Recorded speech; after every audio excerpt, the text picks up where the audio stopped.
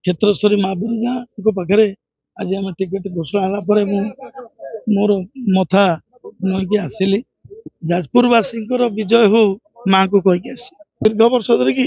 जाजपुर माटी लड़े कर जाजपुर माटी परिवर्तन हो विकास हो मोर ये मुद्दा रही सदर महकुमा पानी को लिखि था जाजपुर लोक जाजपुर लिखुंट आज भल कि आमर आखि नष्ट हो मुंडे स्टिच कर दीर्घ दिन मेडिकल थी जेल भी 4 मास जाइए आंदोलन विप्लव करी सदर महकुमा ठू आरंभ कर रेल किपरि संजोग हम किपरि राजरास्ता आमर प्रशस्तीकरण हम किपरि जे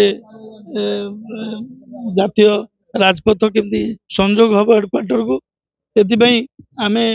सब आपण मान सहित माध्यम मु फाइट करी जोगाजोग करी तो आउरी